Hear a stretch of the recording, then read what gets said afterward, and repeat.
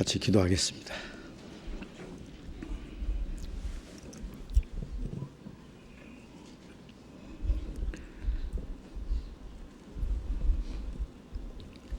자비로우신 우리 아버지 하나님, 하나님을 멀리 떠나 죄 가운데 이르져 있던 저희를 찾아주시고 우리의 악한 행실로 하나님과 원수가 되었던 저희를 위해서 주 예수님이 대신 죽으시고 흘려주신 그 보배로운 피로 우리 죄를 영원히 씻어주시고 우리의 영혼을 영원한 멸망 가운데서 구원해 주신 그 크신 은혜를 인하여 감사를 드립니다. 이 세상에는 죄와 저주와 거짓과 온갖 비참한 일들이 충만하지만은 주님께서 우리의 마음속에 참된 자유와 평화와 영원한 소망을 주셨습니다. 이 땅에 사는 동안에도 우리를 과와 같이 버려두지 아니하시고 항상 우리와 함께 해주시고 우리의 연약함을 담당해 주시고 진리 가운데로 인도해 주시는 그 은혜를 감사드립니다. 우리는 항상 어리석고 연약해서 주님의 뜻을 분별하지 못하고 우리의 육신의 소욕을 따라 행할 때가 너무나 많습니다. 그러나 변함없는 사랑으로 우리를 사랑해 주시고 주님의 말씀으로 우리를 붙들어 주시고 진리 가운데로 인도해 주시는 주님 감사합니다. 이 시간 주님의 피로 구속함을 받은 저희들 주님 앞에 함께 모여서 주님의 은혜를 찬송하며 또 말씀을 배우며 주님 안에 거룩한 교제를 갖게 해주신 주님, 주님이 우리 가운데 같이 계심을 믿습니다. 이 시간 여기에 모인 우리 각 사람을 굽에 살펴주시고 하나님의 자비로운 손길로 더욱 붙들어 주시고 주님의 진리의 말씀으로 우리를 더욱 거룩하게 온전하게 세워주시옵소서. 우리의 남은 삶이 하나님의 자녀로 부끄럽지 않게 행하며 또 주님이 우리에게 하라고 맡기신 거룩한 역사를 위해서 온전히 행할 수 있도록 우리 모두를 주님 뜻대로 귀하게 사용해 주시옵소서. 주님은 우리의 머리시며 우리는 주님의 몸된 교회가 되어사오니 주님이 온전히 우리를 주장해 주시고 우리 각 사람을 주님의 몸된 교회의 지체로서 귀중히 사용해 주시옵소서. 이 시간에도 우리에게 나타내시기 원하시는 주님의 말씀, 주님의 거룩하신 뜻을 우리로 하여금 더욱 깨달아 알게 해 주시옵소서. 주 예수님 이름으로 기도드렸습니다. 아멘.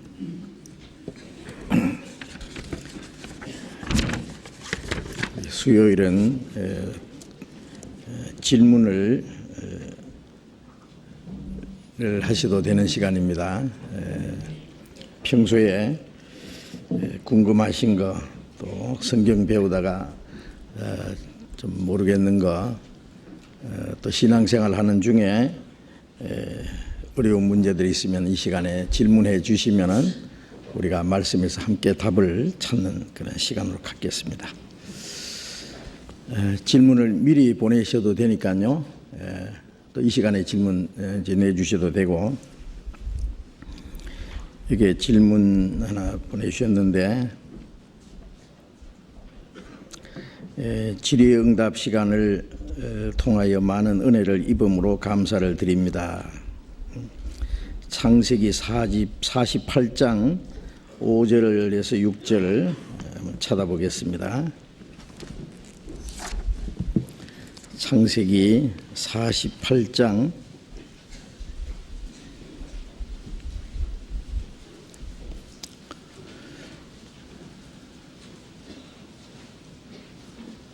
저 혹시 히타 나오면은 히타 끄면 좋겠어요.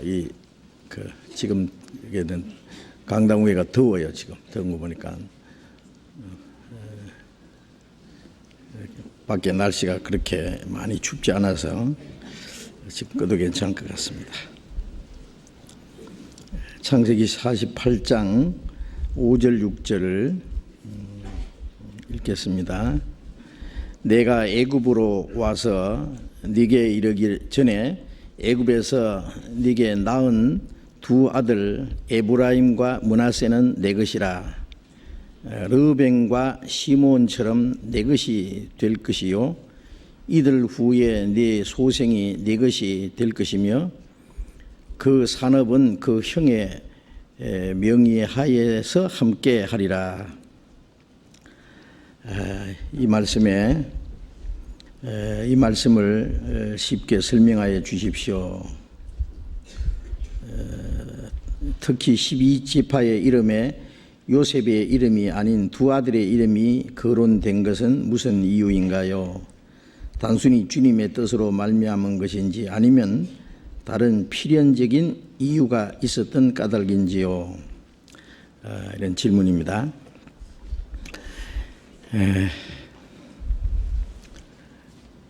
그 야곱의 12아들이 있었잖아요. 12아들 중에 요셉이 11째 아들입니다. 그 형들이 요셉을 미워해서 애굽에다가 팔았습니다. 그런데 종으로 팔려간 요셉이 애굽에서 물론 종살이도 하고 억울한 누명을 쓰고 감옥에도 들어가기도 하고 그랬지만은 왕의 꿈을 해석한 그러한 일로 인해서 애굽의 그 총리 대신 치리자가 되었습니다. 그 7년 동안 풍년이 들고 다음에 7년 동안 흉년이 들었는데 그 흉년 때에 형들이 양식사로 애굽에 내려갔다가 요셉을 만났고 요셉은 자기가 형들이 판 요셉이라는 것을 이제 이 얘기를 해 주었습니다.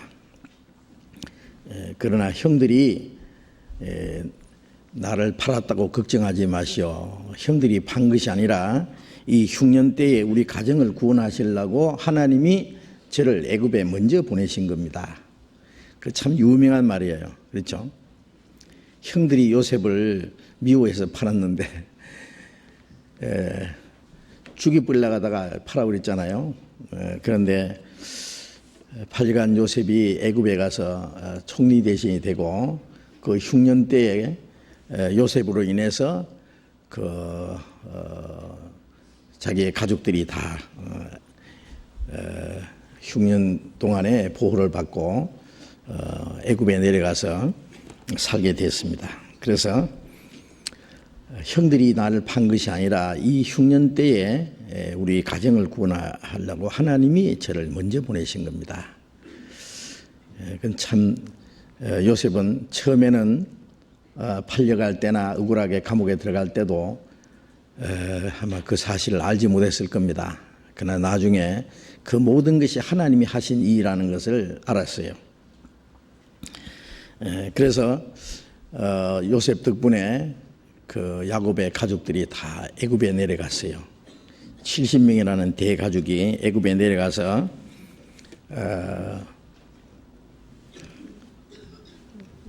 바로 왕이 그 요셉의 가족들이 내려왔다고 아주 기뻐하고 요셉의 가족들에게 아주 살기 좋은 땅을, 고센 땅을 주었어요. 살도록. 지금도 지도를 펴놓고 그 애굽 그러면 지금 에집트죠. 성경에는 애굽이라 그랬는데 애굽의 제일 좋은 땅이 고센입니다. 지금도 지도에 보면 고센이라고 나와 있어요.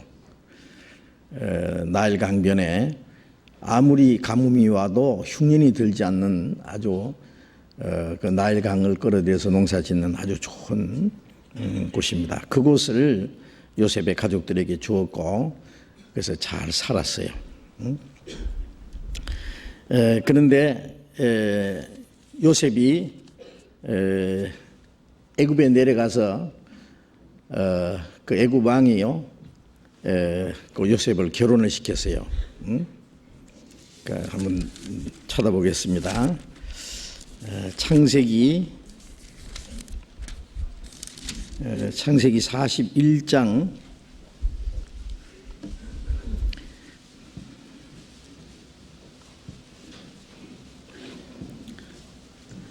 41장 44절부터 보면은 바로가 요셉에게 이르되 나는 바로라 애굽 온 땅에서 네 허락 없이는 수족을 놀릴 자가 없으리라 하고 그가 요셉의 이름을 사브낫 바네아라 하고 또 온 제사장 보디베라의 딸 아스낫을 그에게 주어 아내를 삼게 하니라. 요셉이 나가 애굽 온 땅을 순찰하니라. 여기에 온 제사장 보디베라의 딸이라 했으니까 여기에 이 제사장은 하나님을 섬기는 제사장은 아닌 것 같고요. 애굽의 그 신들을 섬기는 제사장 같습니다. 그런데 그 아스낫 그 온 제사장의 보디베라의 딸 아스낫을 그에게 주어 아내를 삼게 하니라. 요셉이 온 땅을 순찰하면서 치리했다 그랬죠. 그리고 50절에 보면은 흉년이 들기 전에 요셉에게 두 아들을 낳되 곧 온 제사장 보디베라의 딸 아스낫이 그에게 낳은지라. 요셉이 그 장자의 이름을 므낫세라 하였으니 하나님이 나로 나의 모든 고난과 나의 아비의 온 집을 잊어버리게 하셨다 하며 차자의 이름은 에브라임이라 하였으니 하나님이 나로 나의 수고한 땅에서 창성하게 하셨다 함이었더라. 이 두 아들을 낳았어요. 므낫세와 에브라임 두 아들을 낳았어요. 그래서 이제 두 아들을 이제 그 아버지에게 지금 이제 데리고 갔는데 요셉이 그 애굽에서 낳은 두 아들을 데리고 아버지 야곱에게 이제 갔습니다. 그때 요셉이 한 말입니다. 이제 질문 내용은 5절에 다시 읽겠습니다. 48장 5절. 48장 5절. 내가 애굽으로 와서 네게 이르기 전에 애굽에서 네게 낳은 두 아들 에브라임과 므낫세는 내 것이라. 르벤과 시몬처럼 내 것이 될 것이요. 이들 후에 소생이 내 것이 될 것이며. 자, 여기 보면은 야곱이 애굽에 내려가기 전에 요셉이 애굽에서 낳은 두 아들 에브라임과 므낫세는 내 것이 될 것이다. 야곱이 그랬죠. 르벤과 시몬, 르벤은 12아들 중에 첫 아들이고 시몬은 둘째 아들인데 그 12아들처럼 내 것이 될 것이다. 이제 그런 말씀을 했습니다. 자, 이 말이 무슨 뜻인지 라고 왜 12지파의 이름을 얘기할 때에 요셉의 이름이 아닌 두 아들의 이름을 얘기했는지 이제 그런 말 질문했습니다. 그런데 제가 이 성경을 보면서 이제 이 질문을 받으면서 조금 생각난 대로 말씀드리겠습니다. 하나님이 아브라함에게 그 조상 아브라함에게 약속하신 축복이 있습니다. 네? 창세기 12장 한번 보겠습니다. 창세기 12장. 창세기 12장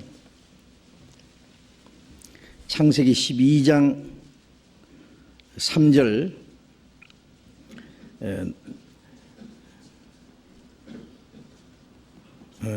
12장 2절 보겠습니다. 내가 너로 큰 민족을 이루고 네게 복을 주어 네 이름을 창대케 하리니 너는 복의 근원이 될지라. 너를 축복하는 자에게는 내가 복을 내리고 너를 저주하는 자에게는 내가 저주하리니 땅의 모든 족속이 너를 인하여 복을 얻을 것이니라 하신지라. 하나님이 아브라함에게 약속한 약속 중에 그 특별한 약속이 너는 복의 근원이 될지라 그랬죠. 네게 복을 줘 네 이름을 창대케 하리니 너는 복의 근원이 될지라. 복의 근원이라는 것은 하나님의 축복이 이제 아브라함에게서부터 시작된단 말이에요. 그리고 그 복이 너로 말미암아 땅의 모든 족속이 복을 얻으리라. 아브라함에게 하신 그 복이, 그 축복이 땅의 모든 족속, 온 세상에게 주어질 것이다 그랬죠. 그 축복은 훗날 예수 그리스도로 말미암아 우리 영혼이 구원받을 그 축복을 말하는 겁니다. 그 뭐 축복은 아브라함의 자손이 뭐 애굽에 내려가서 뭐 육신적으로 복 받는 거 그런 복이라든지 또 이스라엘 자손들 때문에 이방인들이 뭐 육신적으로 잘 산다든지 그런 복이 아니에요. 이스라엘 백성들도 실제 하나님의 축복받은 백성이지만은 그 민족의 역사를 보면은 축복받은 것은 거의 없고, 축복받은 역사는 아주 짧고 오히려 저주받은 역사가 더 길어요. 그들이 하나님께 범죄해서 하나님 앞에 징계를 받고 형벌 받는 역사가 더 많았습니다. 그리고 이스라엘 민족은 우상 숭배함으로 바벨론에 가서 70포로 생활하고 돌아오기도 하고, 또 물론 이제 그 전에 이스라엘 민족이 하나님의 축복받기 전에 애굽에 내려가서 400년 동안 종노를 하기도 하고, 또 바벨론의 포로 잡혀가서 70년 동안 포로 생활을 하기도 하고, 나중에 그리스도를 배척한 그 죄로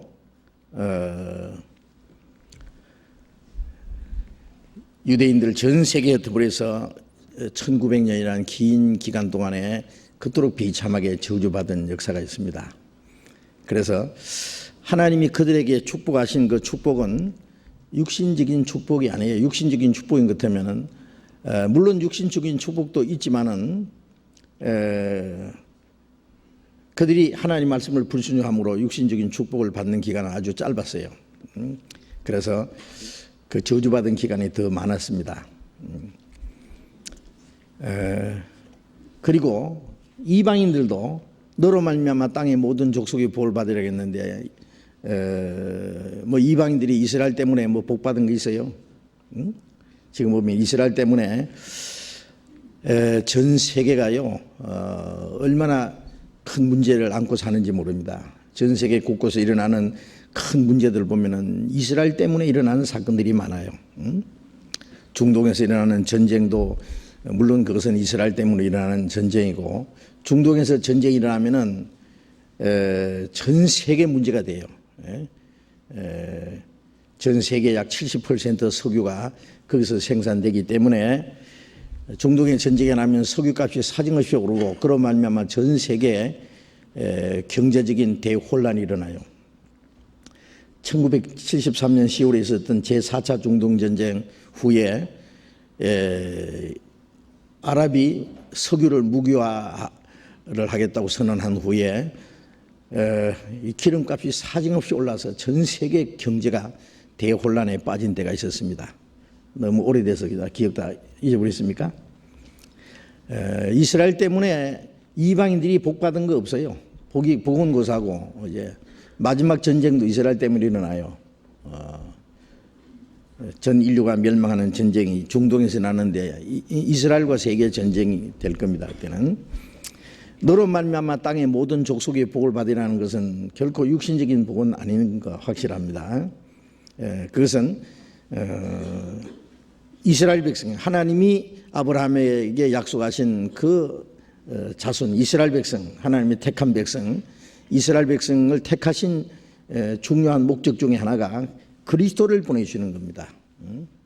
육신으로 하면 그리스도께서 이스라엘에게 나셨다. 로마서 9장에 있는 대로. 그리고 예수님이 죽으시고 부활하심으로 첫 번 예수님이 오신 것은요, 첫 번은 이스라엘 민족을 위해서 오시는 겁니다. 물론 온 세상을 위해서 하나님이 그리스도를 보내셨지만은 첫 번은 유대인이라고 그랬어요. 천사가 요셉에게 나타나서 말하기를 네 약혼자 네 아내 마리아가 잉태된 것은 성령으로 된 것이라. 아들을 낳으리니 이름을 예수라라. 이는 자기 백성을 저희 죄에서 구원할 자이심이라. 자기 백성을 저희 죄에서. 자기 백성이 어느 백성이요? 예? 요한복음 1장 11절에 자기 땅에 오매 자기 백성이 영접지 아니하였으나. 예? 그 이스라엘 땅에 사는 유대인들을 가르치는 게 이스라엘 민족을. 예? 자기 백성을 저희 죄에서 구원할 자이심이라. 먼저 이스라엘을 위해서 주셨고 이스라엘에게 허락하신 축복을 온 세상에게 넘겨준 거예요. 예? 그러니까 첫 번 유대인이요, 그 다음에 이방인에게 넘겨준 겁니다.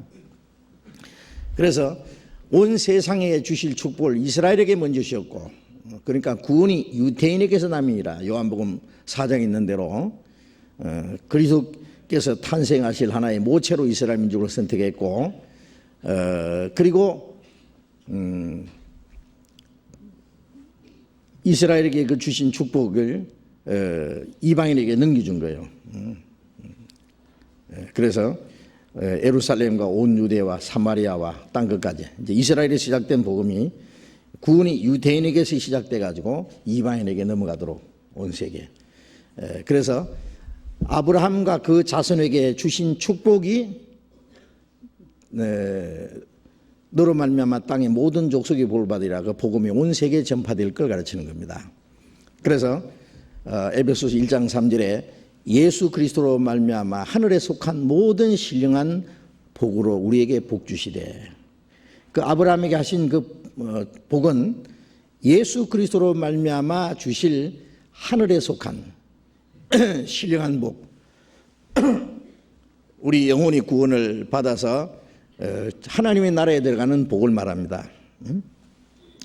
아브라함에게 하나님이 약속하신 땅, 내가 네게 지시할 땅으로 가라. 그 가나안 땅은 영원한 천국의 하나의 모형이었어요. 이스라엘 사람들이 가나안 땅에 가서 무슨 안식을 누렸습니까? 물론 다윗 왕 때는 주변에 있는 나라를 다 정복하고 솔로몬 시대에는 아주 태평 세월을 가졌습니다. 그것은 이제 다윗이나 솔로몬 왕은 만왕의 왕이 되실 그리스도의 모형입니다. 그리스도로 말미암아 지상의 모든 나라를 다 정복하고 시편 2편에 있는 대로 내가 내 왕을 내 거룩한 산 시온에 세웠다. 철장으로 저희를 깨뜨리면 질것까지 부수려다. 내게 구하라. 내가 열방을 유업으로 주리니 네 소유가 땅까지 이르로다. 그리스도께서 이 땅에 만왕의 왕으로 서서 땅끝까지 이 세계를 정복하고 이 지상에 그리스도의 왕국을 이룰 것을 약속한 겁니다. 그거는 그래서 요한계시록 20장에 그리스도로 더불어 천년 동안 왕노를 하도다. 예루살렘을 중심해서 지상에 그리스도의 왕국이 이루어집니다. 그래서 다윗이나 솔로몬 그 영광스러운 그 왕의 모습은 장차 왕으로 오실 그리스도의 모형입니다. 모형. 그러나 그 가나안 땅은 이스라엘 민족이 가나안 땅을 주셨지만 그 가나안 땅은 진정으로 하나님의 축복을 누리고 안식할 수 있는 땅은 아니었습니다. 그 가나안 땅은 장차 하나님이 우리에게 주실 새 예루살렘, 새 하늘과 새 땅, 영원한 천국의 하나의 모형이었습니다. 그래서 예수 그리스도로 말미암아 우리에게 주실 축복은 하늘에 속한 모든 신령한 복, 우리 영혼이 구원받아서 천국에 들어가는 그 복을 말하죠. 그 복이 아브라함에게 허락됐고 이스라엘 백성들에게 주어졌고 이방인에게 예수 그리스도로 말미암아 이방인이 넘어간 거예요. 네. 그래서 그걸 먼저 조금 생각을 해봅시다. 이게 로마서 로마서보다도 갈라디아서를 보겠습니다. 갈라디아서 갈라디아서 3장 갈라디아서 3장 7절 읽겠습니다. 그런 7절, 8절, 7절부터 9절까지 같이 읽어봅시다. 그런즉 믿음으로 말미암은 자들은 아브라함의 아들인 줄 알지어다. 또 하나님이 이방을 믿음으로 말미암아 의로 정하실 것을 성경이 미리 알고 먼저 아브라함에게 복음을 전하되 모든 이방이 너를 인하여 복을 받으리라 하였으니 그러므로 믿음으로 말미암은 자는 믿음이 있는 아브라함과 함께 복을 받느니라. 여기 그런즉 믿음으로 말미암은 자들은 아브라함의 아들인 줄 알자다. 여기 우리가 이제 여기서 한 가지 생각할 것은 사람들이 영적 이스라엘 자손, 이스라엘 백성, 영적 이스라엘 백성 그러는데 영적 이스라엘 백성은 없습니다. 성경의 이스라엘은 끝까지 이스라엘입니다.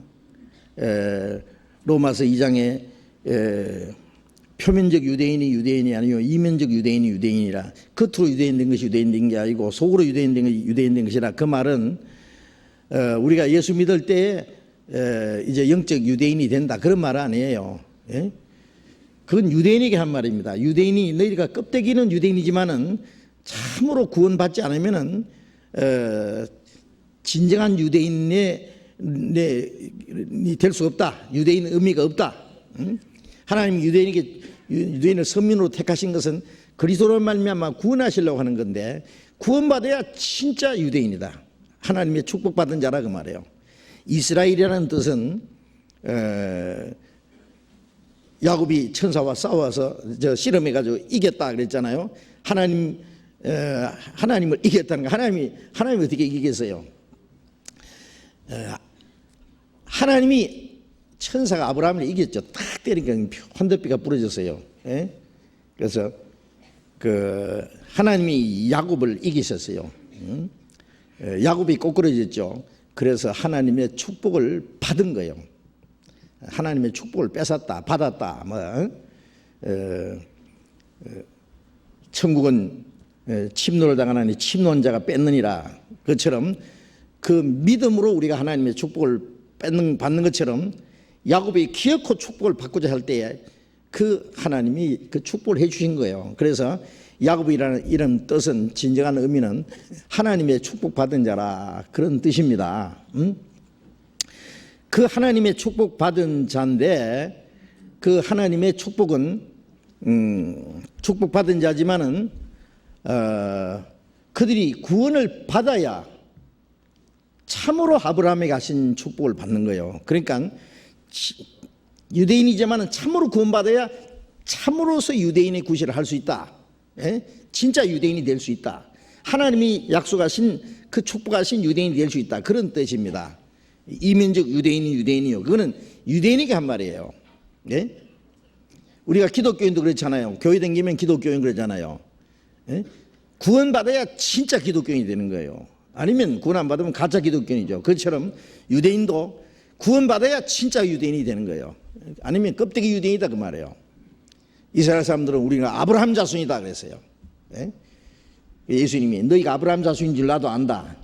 그러나 아브라함은 이렇게 하지 않았다.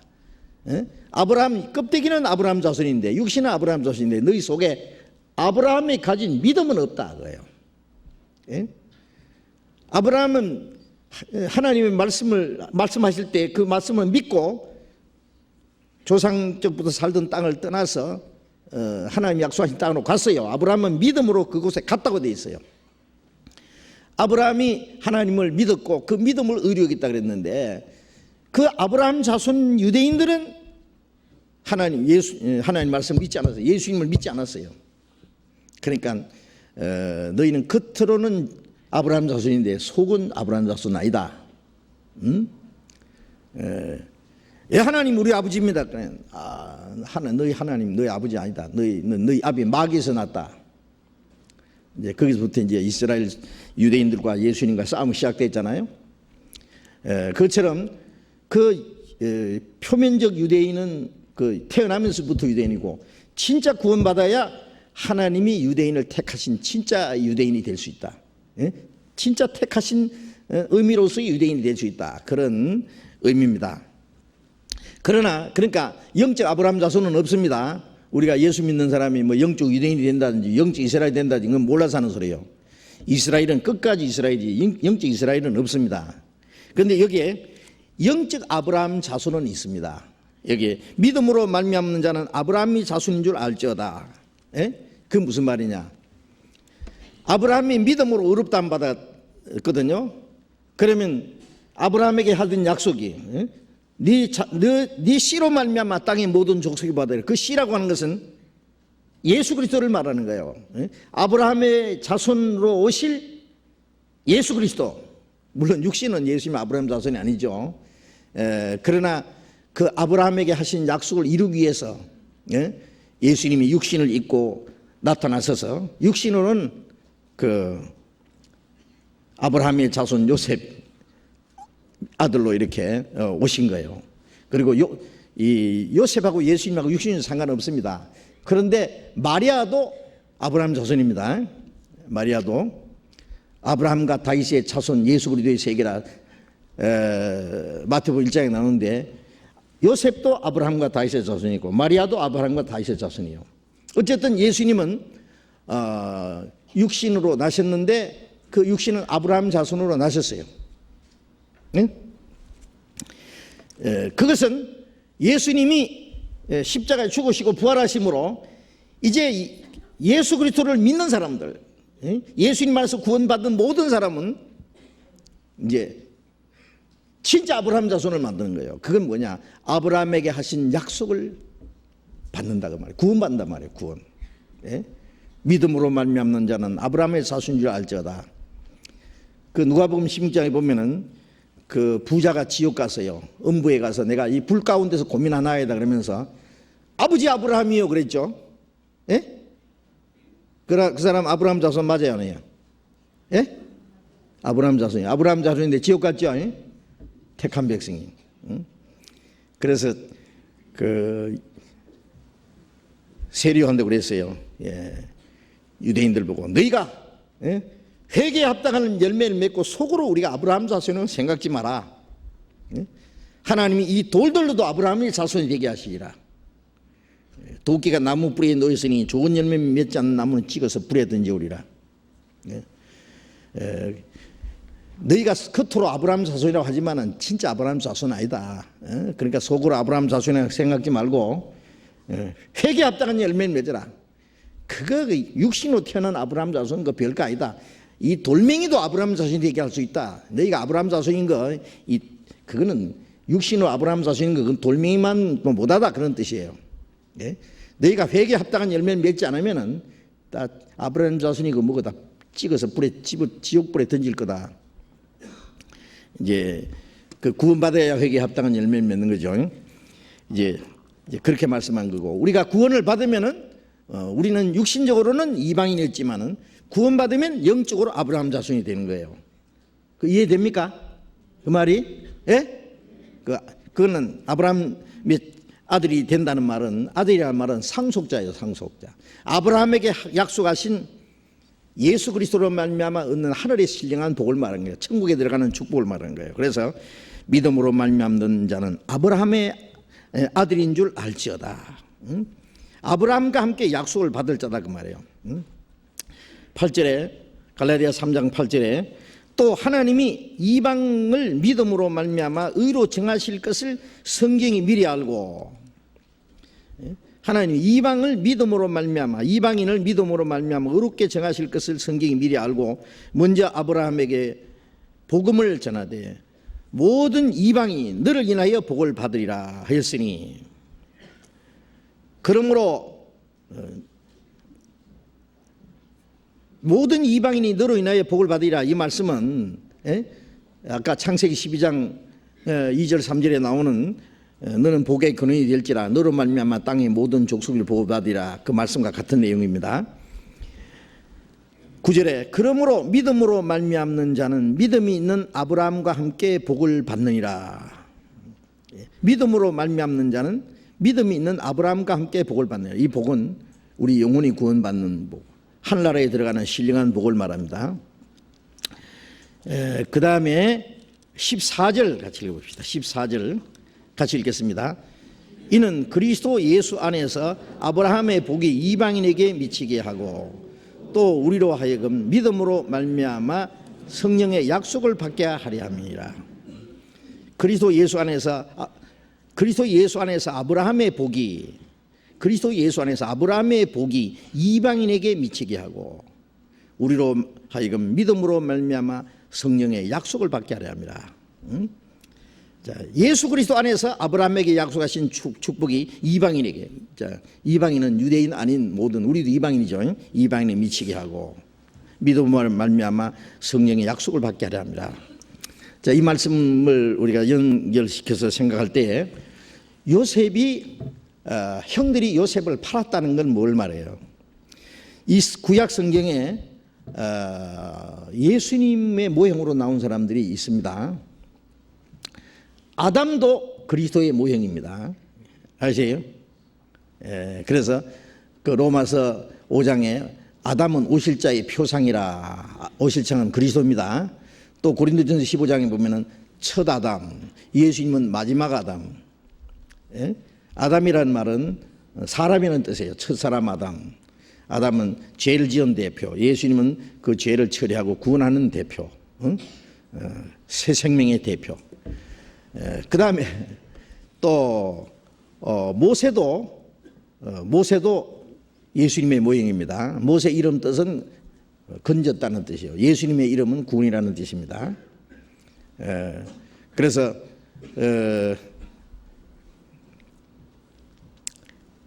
모세를 죽이려고 다 죽이라고 했잖아요. 어린 아이들 막 다 죽이라고.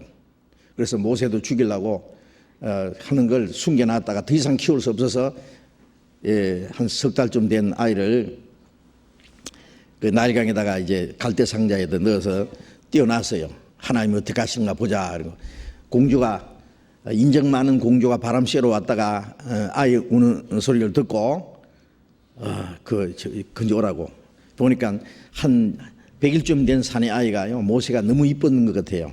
확실해요. 이 공주가 인정이 너무 많아. 저 아이 죽이지 마라. 내 아들 삼겠다. 양자로 삼아가지고 이제 젖될 때까지는 이제 그 누나 미리암이 숨어 있다가요, 유모 하나 구해주겠다. 이제 그 어머니를 소개해줘가지고 젖될 때까지는 어머니가 키우다가 이제 궁정에 들어가서 그 40세까지 거기 궁중 문학을 통달했잖아요. 애굽의 모든 영광을 누렸던 사람입니다. 그런데 모세가 그 히브리서 11장 24절에 믿음으로 모세는 장정하여 바로의 공주의 아들이라 칭함을 거절하고, 바로의 공주의 아들이라는 자기에게 주어진 영광, 장차 애굽의 왕이 될 수도 있는 그런 특별한 자리입니다. 자기에게 주어진 그 영광을 헌신장같이 내버렸어요. 모세의 바로의 공주의 아들이라 칭함을 거절하고, 모세가요 바로의 공주의 아들이라 칭함을 거절하고 도리어 하나님의 백성과 함께 고난받기를 잠시 죄악의 낙을 누리는 것보다 더 좋아하고, 자기 하나님의 백성과 함께 고난받는 것을 그 애굽의 그 공주의 아들이라고 하는 영광을 누리는 것보다 더 좋아했다.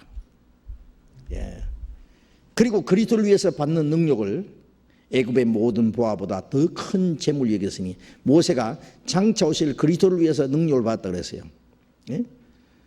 이는 상주심을 바라봅니다. 그런 말씀이 있는데, 그 예수님의 모형과 예수님하고 어쩌면 그렇게 닮은 점이 많은지 몰라요.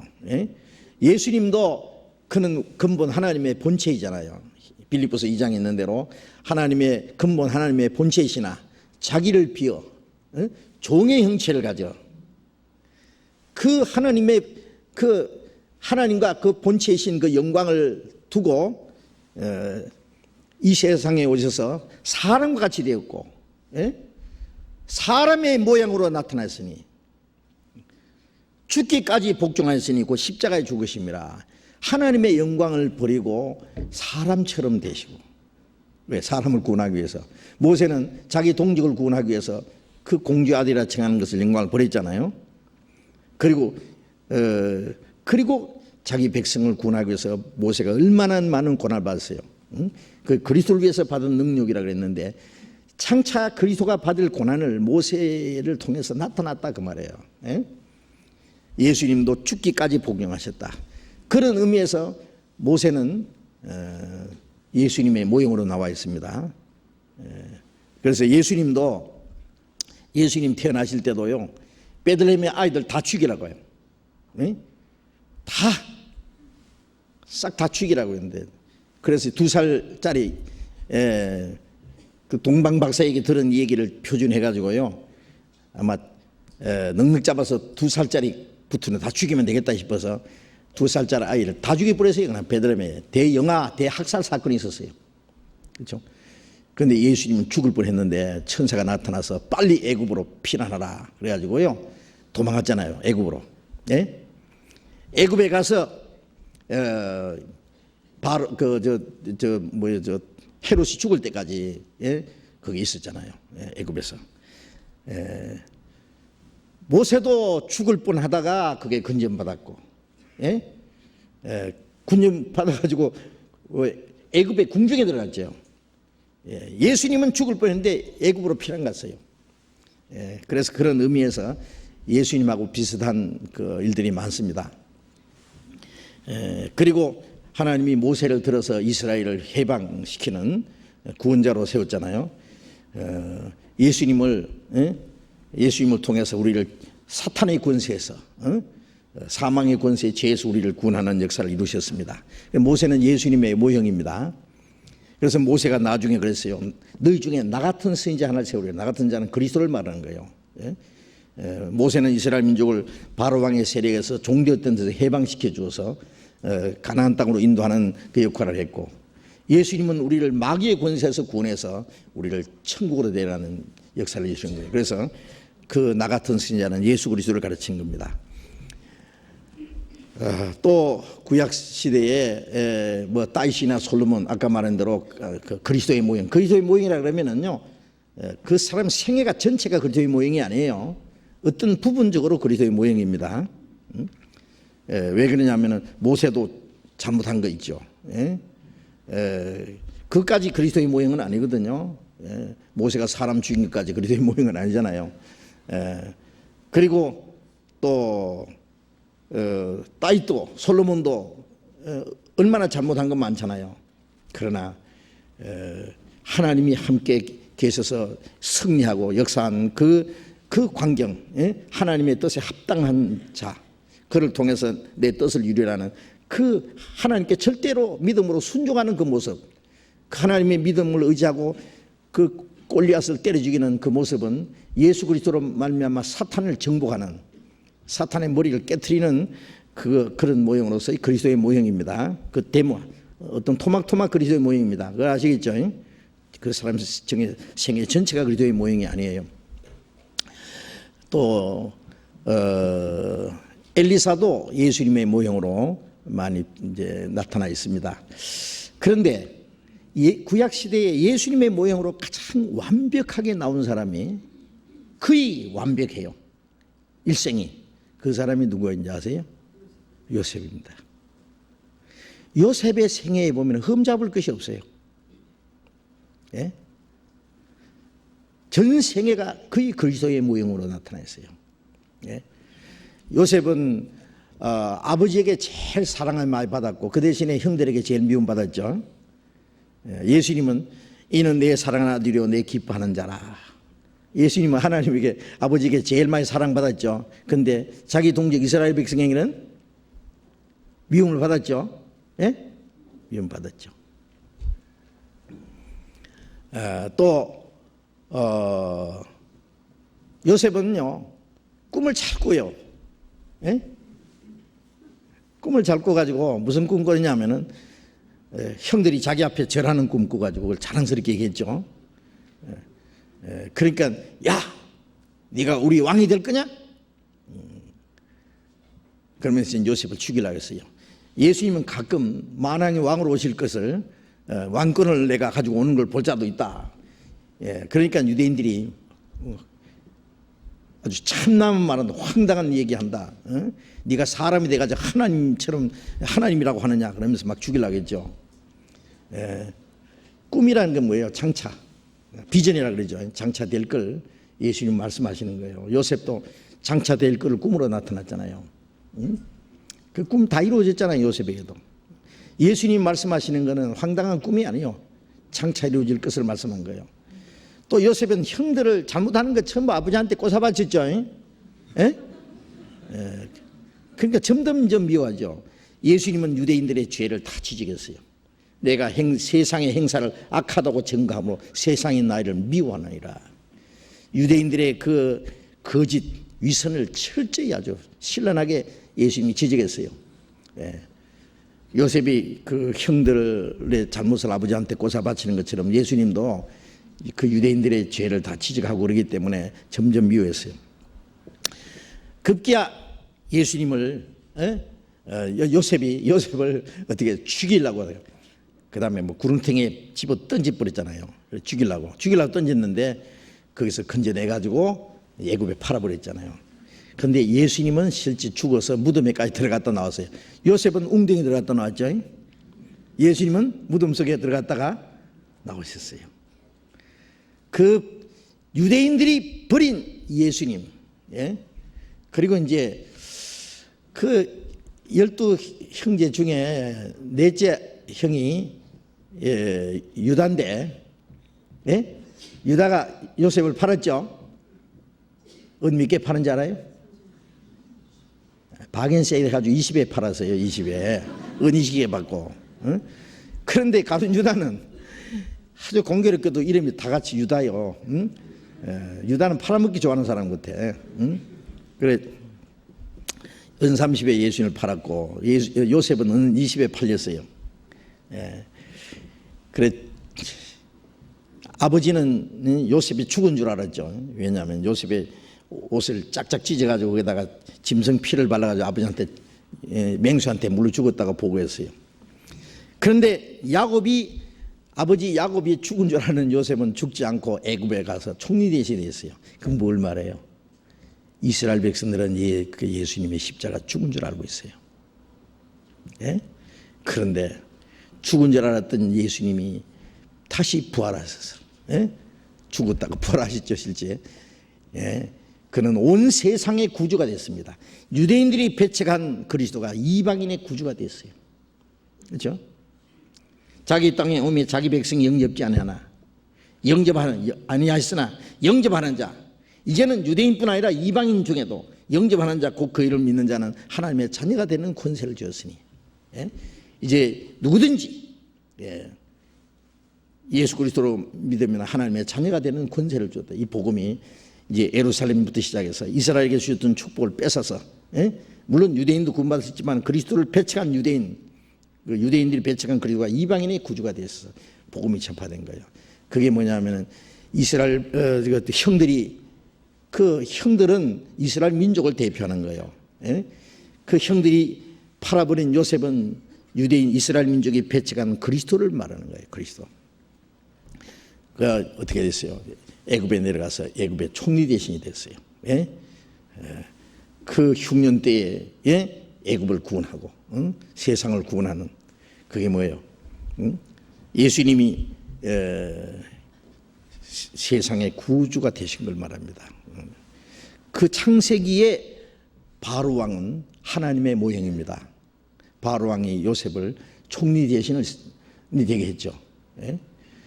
출애굽기의 바로 왕은 마귀입니다. 창세기의 바로 왕은 누구 모형이라고? 하나님 모형입니다. 왜? 바로 왕이 요셉을 총리 대신을 세웠고 모든 나라를 다스리게 했거든요. 그러니까 그런 걸 좀 구분해야 돼요. 바로 왕 그러면 전부 마귀다, 마귀 모양이다 그러는데 출애굽기의 바로 왕하고 그 창세기의 바로 왕하고는 다릅니다. 이제 출애굽기 와서는 이제 요셉을 알지 못하는 왕이죠. 그는 요셉을 알지 못하는, 하나님도 알지 못하는 이 세력을 말하는 거예요. 그래가지고 이제 요셉의 그 가족들을 이제 종으로 삼았잖아요. 이스라엘 백성들을. 그 출애굽기에 나타나는 이 바로 왕은 이 세상 임금 마귀의 모형입니다. 그리고 거기 400년 동안 종노를 하는 것은 사탄의 권세에서 죄의 종노를 할 것을 가르치는 겁니다. 그리고 그 7년 흉년 때 형들이 양식 사러 내려가서 요셉을 만나가지고 자기들이 팔아먹은 요셉이 애굽의 왕이 됐다는 거, 애굽의 치리자가 됐다는 걸 그때 아는 거예요. 응? 그게 뭘 말해요? 7년 환란 때 이스라엘 민족은 자기들이 배척한 그 예수가 그리스도라는 것을 믿게 되는 회개운동이 일어납니다. 7년 환란 때, 그 7년 환란 전 3년 만에 7년 환란 7년 흉년 초기에 그 형들이 요셉을 만났고 가족들이 내려간 것처럼 이제 7년 환란 전 3년 만에 이스라엘 민족이 자기들이 배척한 예수가 그리스도라는 걸 믿게 되는 그 회개 운동이 일어날 것을 이제 모형으로 보여준 겁니다. 자, 여기서 요셉이 애굽에 내려가서 낳은 두 아들이 그 므낫세와 에브라임, 그 두 아들을 야곱이 바로 자기 집게 밑에다가 넣겠다는 내 것이다 그거예요. 야곱의 아들과 같이 삼겠다는 거예요. 그게 뭘 말할까요? 그 아브라함, 이삭, 야곱, 아브라함 그 구약의 시대에 이스라엘 조상의 대표가 세 대표가 아브라함, 이삭, 야곱입니다. 그 산자의 하나님, 아브라함의 하나님, 이삭의 하나님, 야곱의 하나님, 그 하나님의 축복을 말하는 거예요. 예수 그리스도로 말미암아 나타날 축복을 말하는데 요셉은 애굽에 팔려가서 애굽에서 낳은 두 아들, 애굽에 가서 이방인과 결혼해가지고 낳은 두 아들의 므낫세와 그 에브라임이 그 12아들의 그 속에 축복 속에 들어갔다고 하는 것은 아까 말한 대로 예수 그리스도로 말미암은 그 두 아들은 예수 그리스도로 말미암아 구원받을 모든 그리스도인들을 구원받은 성도들을 가르친다고 할 수 있어요. 그들이 하나님의 축복 속에 아브라함에게 하신 하나님의 축복 속에 참여할 것을 예표로 보여줬다 그렇게 믿습니다. 그렇게 이해하시면 되죠. 그래서 이 요셉의 두 아들이 므낫세와 에브라임이 이 야곱의 12아들의 그 축복 속에 들어가는 걸 볼 수 있어요. 그래서 여호수아 21장에도 보면은 가나안 땅에 들어가서 12지파에게 땅을 나눠주는데요. 12지파에 땅을 나눠주는데 요셉 대신에 두 아들 에브라임과 므낫세 두 아들에게 그 땅을 주는 거예요. 땅을 나눠줬어요. 12지파에만 나눠주는데 그리고 요셉에게는 그러면 마다되기만 줘야 되는데 에브라임도 줬거든요. 그 여호수아 21장에 잠깐 봅시다.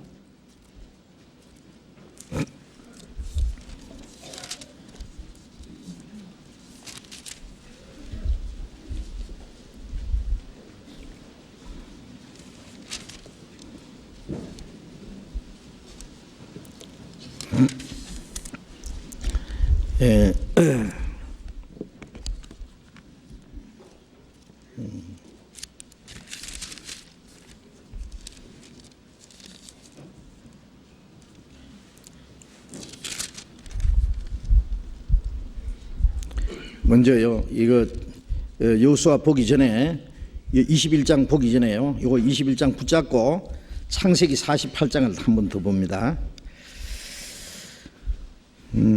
창세기 48장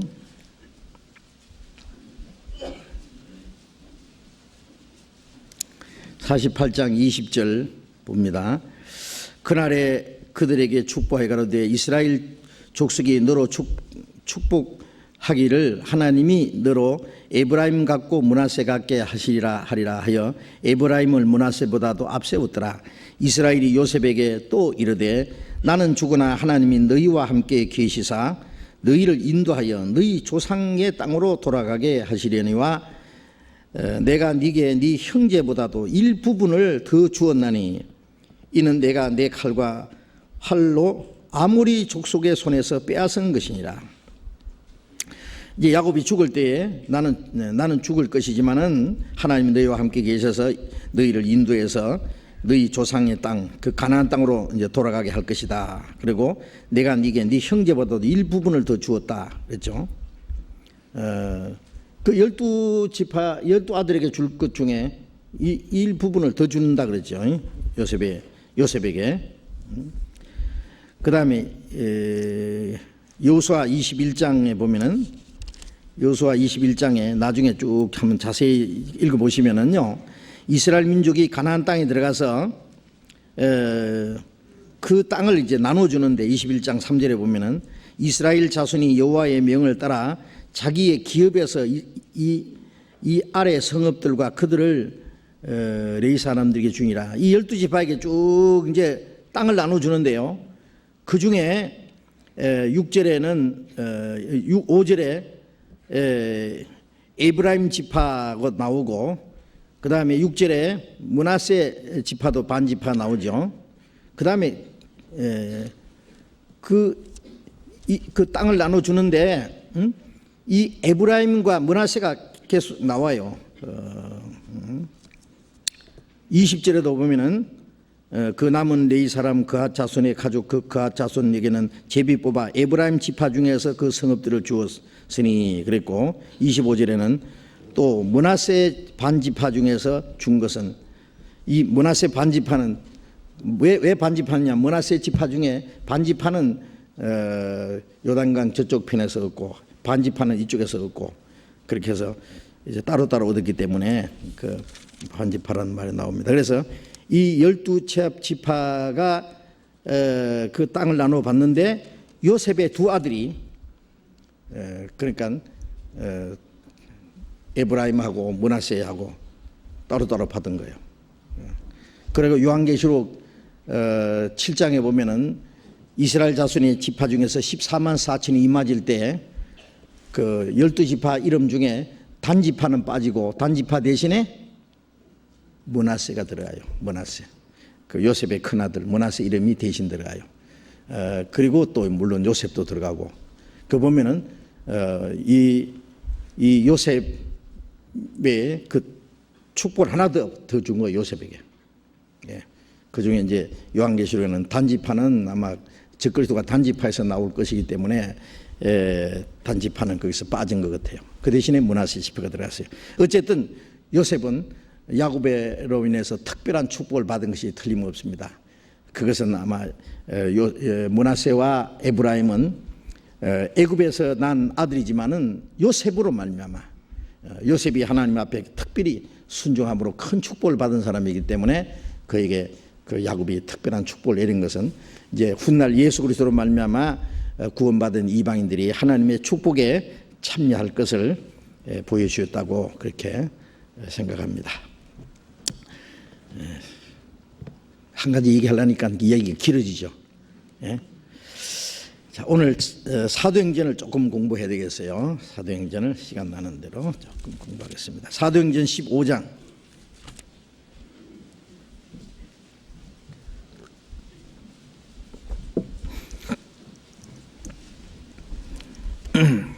사도행전 15장 22절부터 읽겠습니다. 이에 사도와 장로와 온 교회가 그 중에서 사람을 택하여 바울과 바나바와 함께 안디옥으로 보내기를 가결하니 곧 형제 중에 인도자인 바사바라 하는 유다와 실라더라. 그 편에 편지를 붙여 이르되 사도와 장로된 형제들은 안디옥과 수리아와 길리기아에 있는 이방 형제들에게 문안하노라. 들은즉 우리 가운데서 어떤 사람들이 우리의 시킨 것도 없이 나가서 말로 너희를 괴롭게 하고 너희 마음을 혹하게 한다 하기로 사람을 택하여 우리 주 예수 그리스도의 이름을 위하여 생명을 아끼지 아니하는 자인 우리의 사랑하는 바나바와 바울과 함께 너희에게 보내기를 일시 가결하였노라. 그리하여 유다와 실라를 보내니 저희도 이 일을 말로 전하리라. 성령과 우리는 이 요긴한 것들 외에 아무 짐도 너에게 지우지 아니하는 것이 가한 줄 알았느니 우상의 제물과 피와 목매에 죽인 것과 음행을 멀리할지니라. 이에 스스로 상가면 잘되리라. 평안함을 원하노라 하였더라. 지금 거기까지 읽겠습니다. 우리 사도행전 공부한 지가 오래돼가지고요, 어디까지 공부한지 기억도 안 나죠. 우리 질문 시간 받다가 공부할 기회가 없었습니다. 사도행전 15장 내용은 아주 중요한 내용이 있습니다. 그 처음부터 보면은 이제 예루살렘에서 시작된 그 복음이 온 유대와 사마리아와 딴 것까지 전파된다는 말씀대로 그 당대에 로마까지 모든 길은 로마로 통한다고 하는 바로 그 시대에 로마에까지 복음이 들어가는 그 사도, 그 바울 사도는 로마에서 전도하다가 목 잘려 죽었잖아요. 이제 예루살렘에서 시작된 복음이 힘있게 이방인이 전파돼서 여기 이 안디옥 교회, 안디옥 교회는 수리아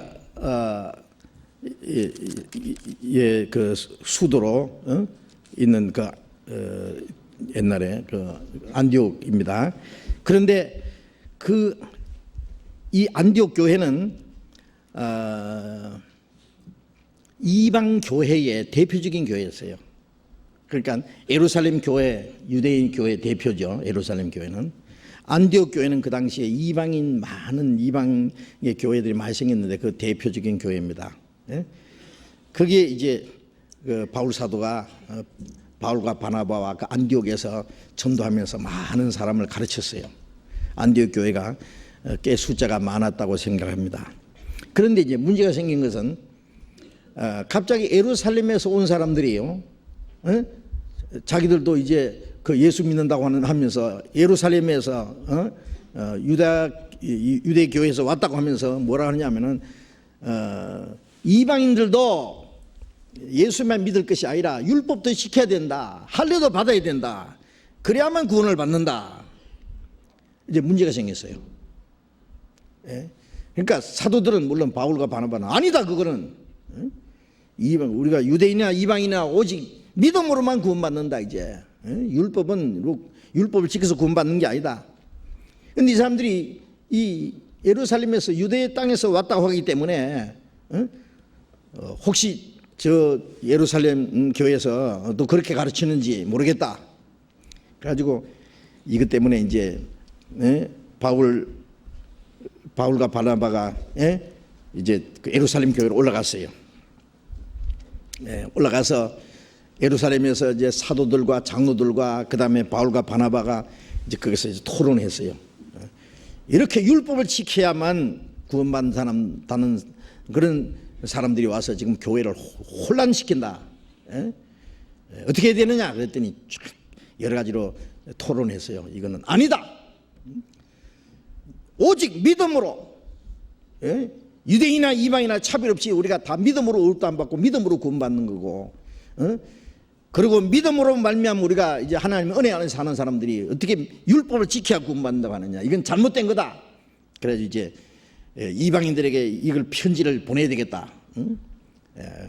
이 잘못 가르치는 사람 때문에 온 교회가 지금 요란케 되고 있으니 이걸 이제 정리해야 되겠다고 해서 예루살렘에서 사도들과 장로들이 그 총회죠. 아주 그 당시에 최고 총회입니다. 거기서 이제 결정을 해가지고 편지를 이방인에게 보냈어요. 그래서 바울과 바나바도 갖고 이제 돌아올 뿐 아니라 예루살렘 교회에서 이제 그 바사바라고 하는 유다 신라 두 사람이 이제 정인으로 함께 이제 안디옥 교회에 내려간 거예요. 편지를 가지고 내려왔어요. 그 내용입니다. 자, 여기서 이제 우리가 한 가지 중요한 것은요, 예루살렘에서 시작된 복음이 이방인에게 전해졌고 이방인에게 더 빨리 전파되기 위해서 예루살렘에 큰 핍박이 일어났어요. 사도행전 8장에 보면은 예루살렘에서 큰 핍박이 나서요. 스데반은 돌로 맞아 죽었고, 그 다음에 이제 큰 핍박이 나서 사도들 외에는 막 다 흩어졌어요. 근데 뿔뿔이 흩어진 그 그리스도인들이 맞아 죽을까봐 막 뿔뿔이 흩어져서 숨은 것이 아니에요. 가는 데마다 복음 전하기 시작했어요. 평신도들이 막 전부 전도인이 된 거예요. 왜 예루살렘에 핍박이 일어나게 했느냐? 예루살렘에 똘똘 뭉쳐 있으면 어떻게 해요? 빨리빨리 이방인에 전파되기 위해서 하나님이 예루살렘에 핍박이 일어나게 한 것 같습니다. 여기 이 집에 불이 났는데 막 불을 막 때리니까 불똥이 튀어가지고 막 더 빨리 막 번지는 거 한 가지입니다. 예루살렘에서 큰 핍박이 나니까 흩어진 사람들이 막 빨리빨리 복음이 전파된 거예요. 그래서 빨리 이방인에게 복음이 전파되기 위해서 이제 예루살렘에 큰 핍박이 일어난 것 같습니다. 이 동네에서 핍박하면 저 동네로 가라 그랬잖아요. 저 동네 핍박하면 또 저 동네로 가고, 가는 데마다 가만히 있습니까? 막 계속 우리는 보고 들은 것을 말하지 않을 수 없다 막 전하는 거예요. 예수가 그리스도라는 것을 막 가르치기와 전도하기에 쉬지 않는 거예요. 그래가지고 이제 예루살렘에 시작된 복음이 이제 이방인까지 활발하게 전해지고 더 넓이 전해지게 됐습니다. 그 다음에 그 후에 예루살렘에 또 흉년이 들었어요. 흉년이.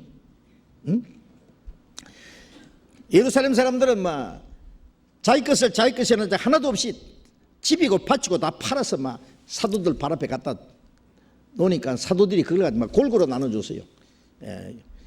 자기 것에는 자가 하나도 없더라. 뭐 그게 이제 누구 거냐? 하나님 거예요. 그러니까 유무상통에 다 나눠 쓰는 거예요. 그들 중에 핍절한 자가 없더라. 왜 그렇게 해요? 우리도 예루살렘 성도들처럼 집이고 밭이고 뭐 있는 거 다 팔아가지고 교회당에 갖다 놓으면 골고루 나눴으면 좋겠죠. 공산주의가 아마 거기서 나온 것 같아요.